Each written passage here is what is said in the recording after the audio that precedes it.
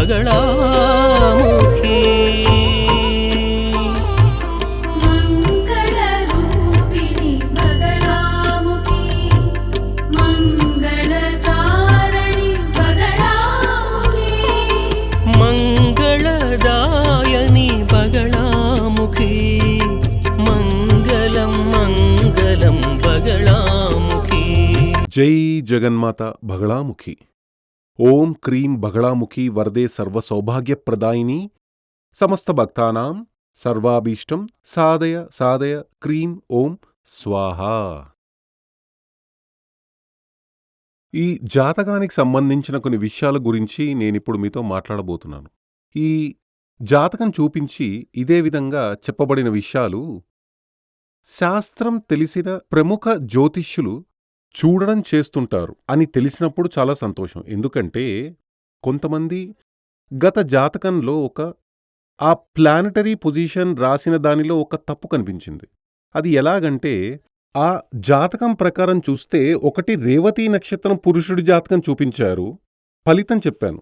హస్తా నక్షత్రంలోని ఒక స్త్రీ జాతకం ఇచ్చారు, అప్పుడు రేవతి నక్షత్రానికి మీనరాశి, హస్తా నక్షత్రానికి కన్య అతని రాశి, కాబట్టి అక్కడే చంద్రుడుండాలి. ఇదేమిటంటే నవాంశంలో వృశ్చికంలో కనిపించింది. అంటే వీళ్ళు రాసేటప్పుడు ఆ నవాంశంలో వృశ్చికంలో చంద్రుడు ఉండేలా రాశారు. అదే ఇప్పుడు తప్పు జరిగిపోయింది. అది ఇద్దరు ముగ్గురు నాకు చాలా గర్వంగా అనిపించింది. ఒక వ్యక్తి ఢిల్లీలో ఉండే వ్యక్తి, ఒక వ్యక్తి తంజావూరులో ఉండే వ్యక్తి, ఇంకో వ్యక్తి సింగపూర్లో ఉండే వ్యక్తి. వీళ్ళంతా జ్యోతిష్యులు. మీరు చెప్పిన ఫలితాన్ని చాలా కరెక్ట్గా ఉన్నాయి స్వామి, కానీ ఈ చంద్రుడు ఎందుకలా మారిపోయింది అని అడిగారు. ఎందుకంటే అలా చెప్పిన వ్యక్తులకు నేను చాలా థ్యాంక్స్ చెప్తున్నాను. బాగా పరిశోధించి ఇందులో ఉన్న ప్లస్ మైనస్ మీరు చెప్పండి. అదేవిధంగా మీరు కూడా రండి, మన హిందూ మతంలో నిక్షిప్తమైన ఉన్న ఆ కళను పూర్తిగా బయటకు తీద్దామన్నారు. రండి. ఒక జన్మ మనిషి జన్మ లభించినప్పుడు ఊరికే బ్రతికామా చనిపోయామా వెళ్ళామా అనేలా ఉండకూడదు, సాధించాలి. మీరు రండి, మనం కలిసి చేద్దాం. ఓకే, ఇప్పుడు విషయానికి వద్దాం.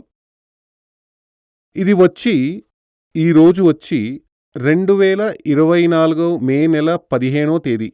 ఈరోజు నేను మీతో మాట్లాడుతున్నాను 2024 మే నెల 15వ తేదీ. ఇది మే నెల 1వ తేదీ ఆన్లైన్లో చూడడం కోసం వచ్చిన. ఇప్పుడు వీళ్ళు ఎలాగంటే మనుషులు వచ్చి ఆఫీస్లో ఫోన్ చేసి డేట్ ఆఫ్ బర్త్ టైం లాంటివన్నీ చెప్పి అవన్నీ అక్కడ ఇచ్చేసి వాళ్ళు అది అపాయింట్మెంట్ బుక్ చేసి జాతకం తీసి నా దగ్గర తీసుకొచ్చి ఇచ్చారు.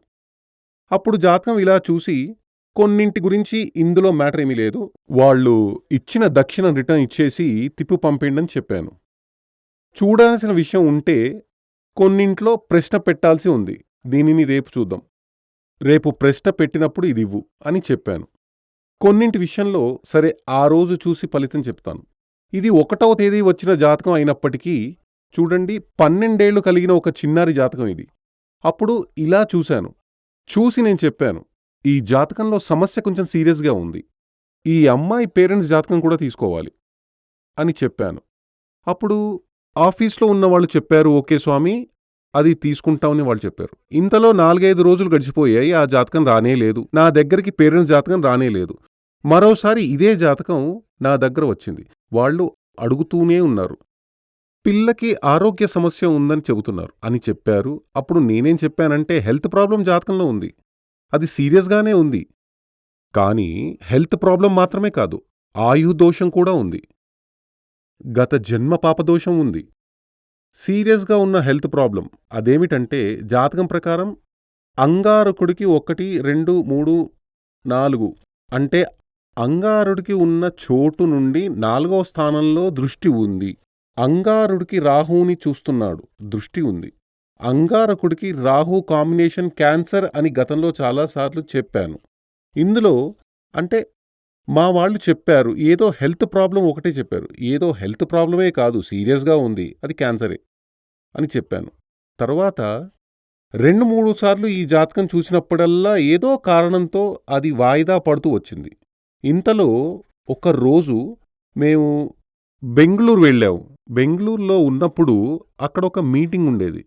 అప్పుడు చాలామంది వచ్చి కలుస్తున్నారు. వాళ్ళంతా జాతకం చూసుకుని వెళ్ళేటప్పుడు ఆ తర్వాత ఆన్లైన్ చూడాలి. మరోసారి ఈ జాతకం తీసుకొచ్చిచ్చారు. వాళ్ళు వెయిట్ చేస్తూనే ఉన్నారు. చాలా రోజులయిందని చెప్పారు.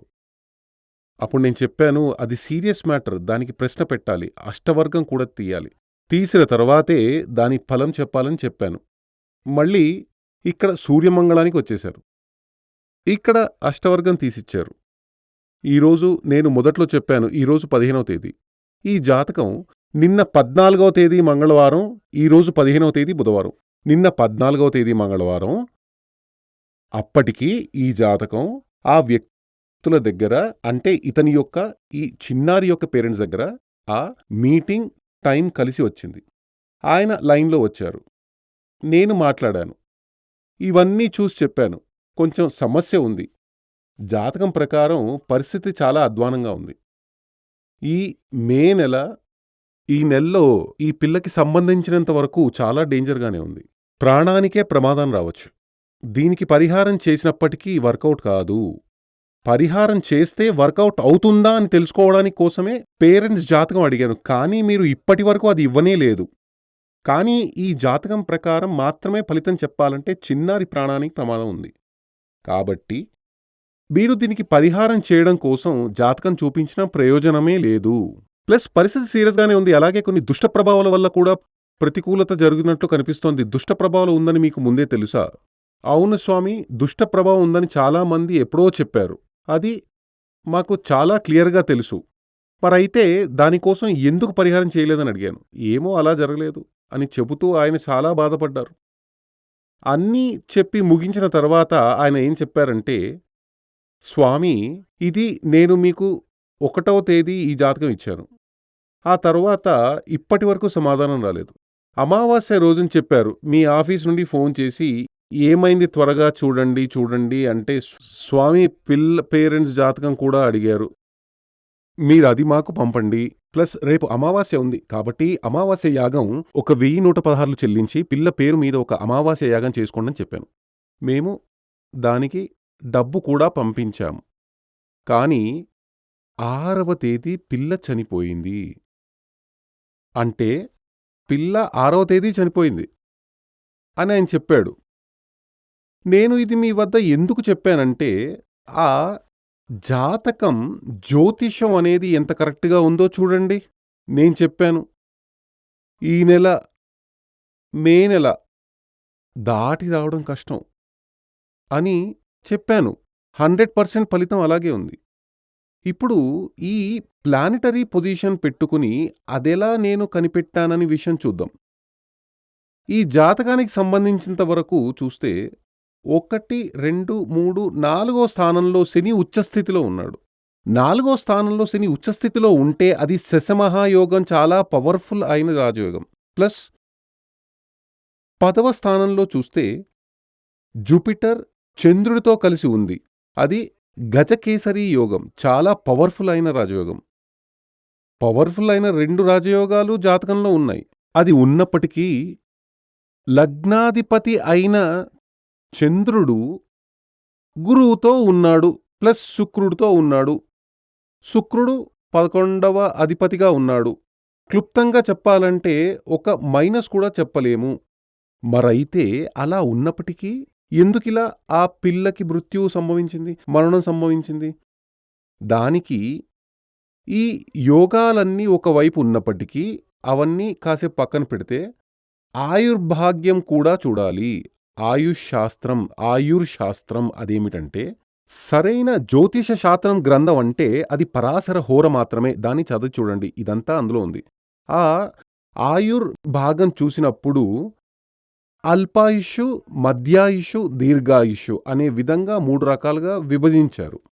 25 ఏళ్ల వరకు, దాదాపు 30 ఏళ్ళు వరకు వయసున్న అల్పాయుషు అని చెబుతారు. 30 నుండి దాదాపు 50 వరకు, 60 వరకు మధ్యాయుషు, ఆ తర్వాత 80, 85 వరకు, 120 వరకు జ్యోతిష గ్రంథంలో ఉంది. కానీ ఈ కాలంలో అంతవరకు సాధ్యం కాదు. అది దీర్ఘాయుషు అని అంటారు. దాని ప్రకారం అల్పాయుషు, మధ్యాయుషు, దీర్ఘాయుషు. ఇందులో ఈ పిల్లకి అది అంటే అల్పాయుషు కదా, చిన్న వయసులోనే చనిపోయింది.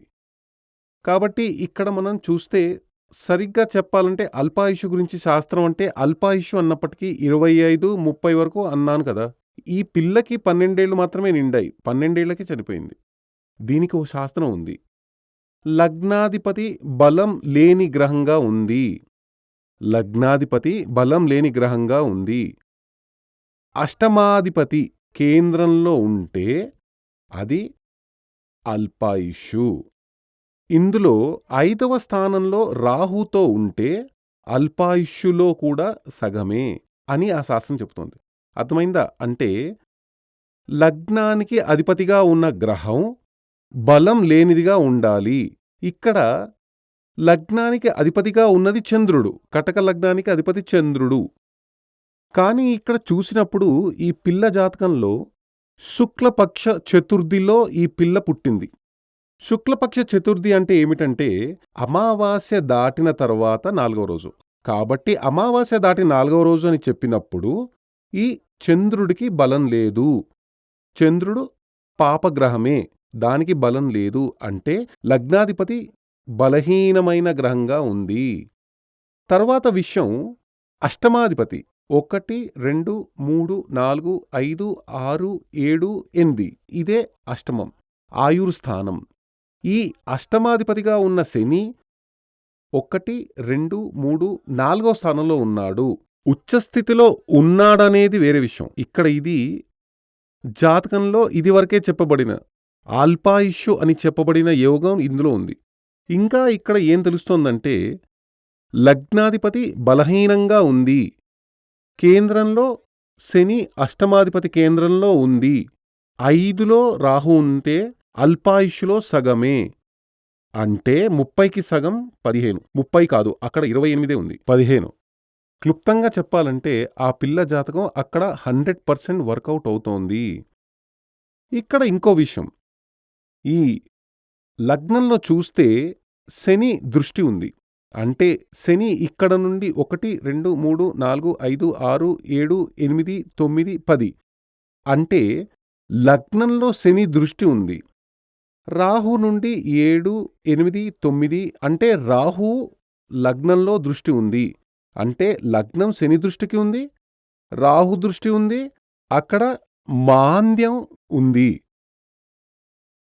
ఓకే, ఇప్పుడు లగ్నాధిపతి చూద్దాం. లగ్నాధిపతి అంటే ఇక్కడ లగ్నాధిపతి చంద్రుడు కదా, వీనస్ అక్కడ రాశారు, అది జాతకంలో ఉంది. లగ్నాధిపతి చంద్రుడు, ఆ చంద్రుణ్ణి శని చూస్తోంది. చంద్రుడికి 1లో రాహు దృష్టి ఉంది. అదేవిధంగా చంద్రుడికి వెనక్కి వస్తే సూర్యుడున్నాడు. ఇంకో శాస్త్రం కూడా ఉంది. ఏ భావంతో మనం ఆలోచిస్తున్నామో ఆ భావంలో నుండి అన్ని భాగాలు మళ్ళీ ఆలోచించాలి. ఎగ్జాంపుల్, ఇప్పుడు 7వ స్థానం మాంగళ్య స్థానం కదా, కాబట్టి 7వ స్థానం గురించి ఆలోచించినప్పుడు ఇక్కడొక ఎగ్జాంపుల్ చూపిస్తాను. ఇప్పుడు చెప్పేది ఈ జాతకానికి సంబంధించింది లేదు. ఇక్కడ 1, 2, 3, 4, 5, 6, 7 మాంగళ్యం గురించి ఆలోచించేటప్పుడు 7వ స్థానం నుండి ఆలోచించాలి. ప్లస్ ఇంకా కొంచెం డీప్గా వెళ్ళి ఆలోచించాలనుకుంటే 7వ స్థానం నుండి 7వ స్థానానికి చూడాలి. అంటే ఇక్కడ నుండి 1, 2, 3, 4, 5, 6, 7 మళ్ళీ లగ్నం వచ్చింది కదా, అంటే లగ్నంలో నుండి ఆలోచించాలి, 7వ స్థానం నుండి ఆలోచించాలి. అదేవిధంగా అష్టమం గురించి ఆలోచించేటప్పుడు మొదట్లోనే మనం చూసాం, అష్టమాధిపతి అని చెప్పబడిన ఇక్కడ ప్రారంభంలో చెప్పబడిన ఆ మృత్యుయోగం గురించి చెబుతోంది. ఇంకా అష్టమంలో నుండి అష్టమం ఇక్కడ నుండి 1, 2, 3, 4, 5, 6, 7, 8 ఇది అంటే లగ్నం యొక్క అష్టమం అంటే 8వ స్థానంగా చెప్పబడే కుంభరాశి, కుంభంలో నుండి 8 అని చెప్పబడినప్పుడు అది కన్యారాశిగా ఉంటోంది. ఈ కన్యారాశి అధిపతిగా ఉండే గ్రహం దీనికి భావచింత అని చెబుతారు జ్యోతిష గ్రంథంలో. అంటే అష్టమము గురించి ఆలోచిస్తే అది మైనస్సు, ప్లస్ అష్టమంలో నుండి అష్టమం ఆలోచించేటప్పుడు దానికి అధిపతిగా ఉన్న గ్రహం బుధుడు ఇక్కడ నీచం. కాబట్టి ఏ వైపు నుండి చూసినా ఈ పిల్లకి ఆయుర్దోషం మస్ట్. తల్లి తండ్రి జాతకం కూడా దొరికి ఉంటే ఇంకా కొంచెం షార్ప్గా చెప్పవచ్చు. కానీ వాళ్ళకి జాతకం లేదో ఇవ్వడం మర్చిపోయారో తెలీదు, మనకి దొరకలేదు.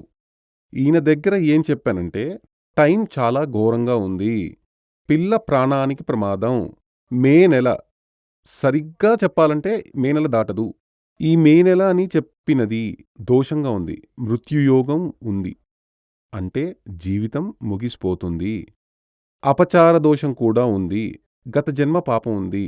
ఇవన్నీ నేను ఆయనకు చెప్పాను. అప్పుడు ఒక జాతకం అని చెప్పబడినది డీప్గా దిగి చూస్తే మాత్రమే దాని యొక్క సరి అయిన ఫలితం మనకి తెలుస్తుంది. ఇందులోనే వాళ్ళు చెప్పారు, స్వామి జాతకం చూసిన వాళ్ళంతా గురు సంచారం తర్వాత చాలా బాగుంటుందని చెప్పారు, నిన్నే మాట్లాడారు.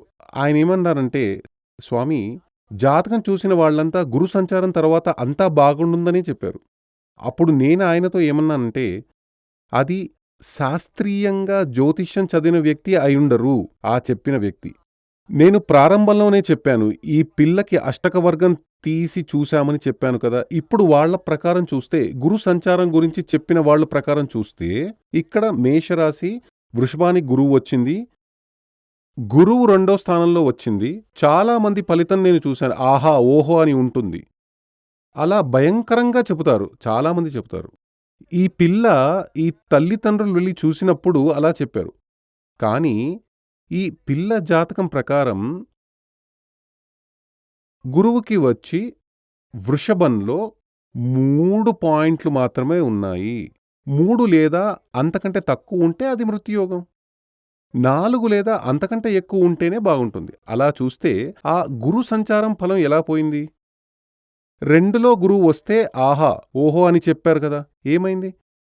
చనిపోయింది. అంటే మనం ఆకాశంలో చూస్తూ పడుకుని ఉమ్మేస్తే ఏమవుతుంది? మన ముఖం మీదే పడుతుంది. చాలామంది అలాగే చేస్తున్నారు, సరిగ్గా శాస్త్రం చదవకుండా ఏదేదో చెప్తారు, కన్ఫ్యూజన్ చేస్తున్నారు జనాలని. చెప్పాలంటే మనం ఇక్కడ తమిళనాడులోనే జ్యోతిష్య మహామహులుగా చెప్పబడే వ్యక్తులున్నారు. అంటే జ్యోతిష్య మేధావులకే మేధావులు, వాళ్ళనే ఆ విధంగా చెప్తారు. అవన్నీ ఒట్టి మాటలుగా అనిపిస్తుంది. అలా చెప్పబడిన ఎవరైనా సరే జాతక ఫలం, వారఫలం చెప్పడానికి టీవీలో వస్తున్నారు. కాబట్టి సరైన రీతిలో శాస్త్రీయంగా జ్యోతిష్యం తెలిసిన ఒక వ్యక్తి ఖచ్చితంగా ఆ ఫలితం చెప్పడానికి రారు. ఎందుకంటే అలా క్లారిటీగా చెప్పడం వీలు కాదు. ఏదైనా ఒకటి చెప్పేయచ్చు.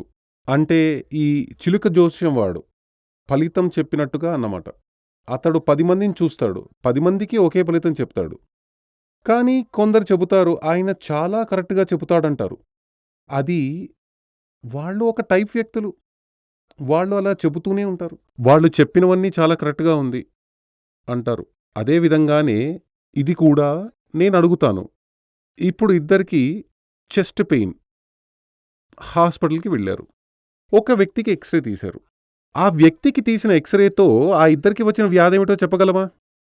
చెప్పండి, సాధ్యమా? ఒక వ్యక్తి ఎక్స్రే పట్టుకుని ఇద్దరు హాస్పిటల్కి వెళ్ళారు, ఒకరికి మాత్రమే ఎక్స్రే తీశారు. ఆ వ్యక్తి ఎక్స్రే పట్టుకుని రెండో వ్యక్తికి వ్యాధి ఏమిటో చెప్పగలమా? చెప్పండి, అలా తెలుస్తుందా అసలు? సాధ్యం కాదు కదా, సాధ్యం కాదు.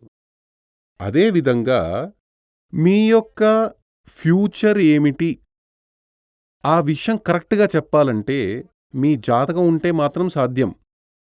లేకుండా కావాలంటే ఏదైనా చెప్పొచ్చు, అందులో అర్థమే ఉండదు.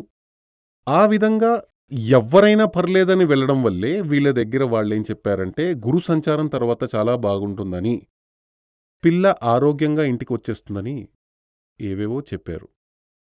కాబట్టి శాస్త్రం తెలిసి ఉంటే ఇందులో ఏముందో ప్లస్సో మైనసో మాయ చేసి చెప్పాల్సిన అవసరం లేదు. ఇందులో ఏముంది? అది మంచో చెడో అది అలాగే చెప్పేయాలి. ఒక జ్యోతిష్యం చదివిన ఆచార్యుడి యొక్క కర్తవ్యం. గొప్పలు చెప్పుకోకూడదు, ప్రతికూలంగానూ చెప్పకూడదు. ఇందులో ఏముందో అది అలాగే చెప్పేయాలి. అది అలాగే చెప్పి ఉంటే ఒకవేళ ఈ పిల్లకి నేనైతే జాతకంలో ఆయుర్దోషం, అల్పాయుష్షు అని చెప్పబడినది సీరియస్‌గానే ఉంది.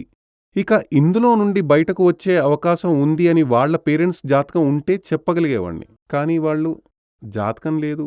ఏమో వాళ్ళు సూర్యమంగళానికి ఆ జాతకం పంపనే లేదు. తల్లిదండ్రులకు కూడా పూర్వజన్మ పాపాలు ఉంటాయనేదే నా యొక్క కాలిక్యులేషన్.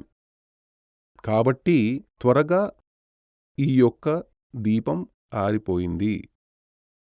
అంటే జాతకం ప్రకారం ఇదివరకే చెప్పినట్టుగా లగ్నాధిపతి మీ యొక్క జాతకంలో లగ్నాధిపతి పవర్‌గా ఉన్నాడా?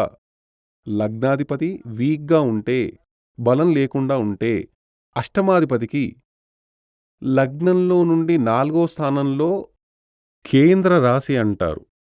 కేంద్రం ఉంటే కేంద్రాధిపత్యం కాదు. కేంద్రంలో 4వ స్థానంలో ఉంటే లేదా 7లోని 10లోని ఉంటే ఖచ్చితంగా జాతకాన్ని ఒక మంచి జ్యోతిష శాస్త్రీయంగా చదివిన ఒక మంచి జ్యోతిష్యుడి వద్ద చూపించాలి.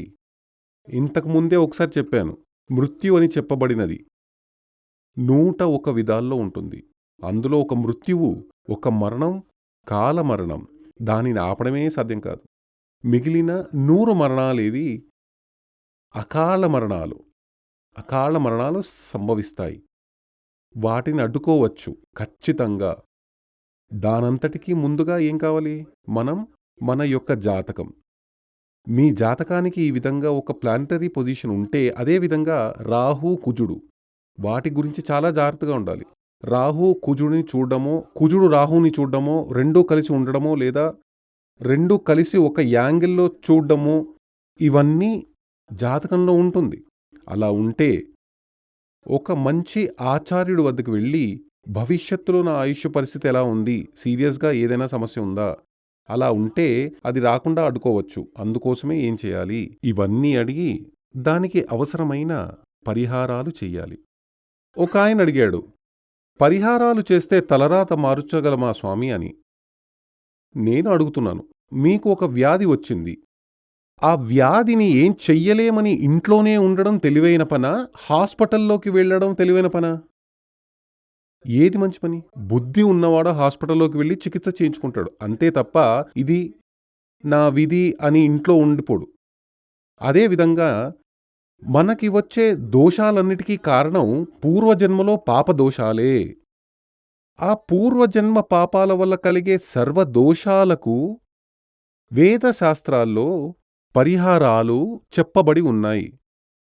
ఇప్పుడు ఒక వ్యాధికి 10 మందికి ఒకే వ్యాధి, ఒకే మందిస్తాం.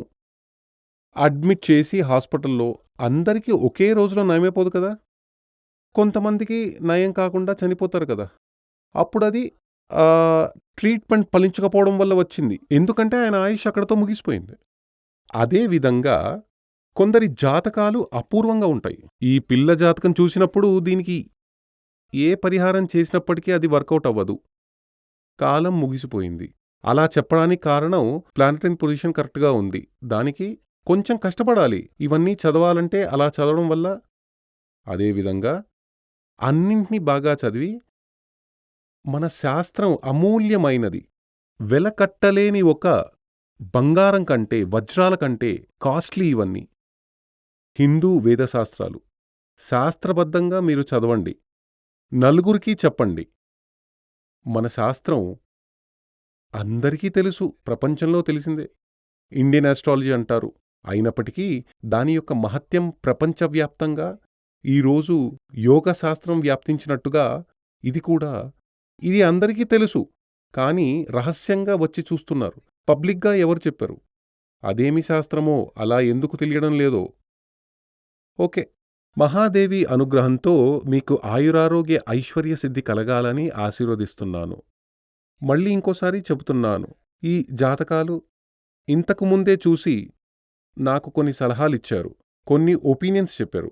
ఆ మహాత్ములకు ఖచ్చితంగా కృతజ్ఞత తెలియజేస్తున్నాను. శ్రీ సూర్యమంగళం అద్వైత వేద విద్యాపీఠంలో తాంత్రిక పూజల్లో సిద్ధహస్తులైన ఎందరో ఆచార్యులు అమావాస్య, పౌర్ణమి రోజుల్లో ప్రత్యేక యాగాలు నిర్వహిస్తారు. ఈ యాగాల్లో పాల్గొనడం ద్వారా తల్లి శ్రీ బగళాముఖీదేవి అనుగ్రహం వల్ల సర్వదోషాలూ పోయి సకల సౌభాగ్యాలు మనకు కలుగుతాయి.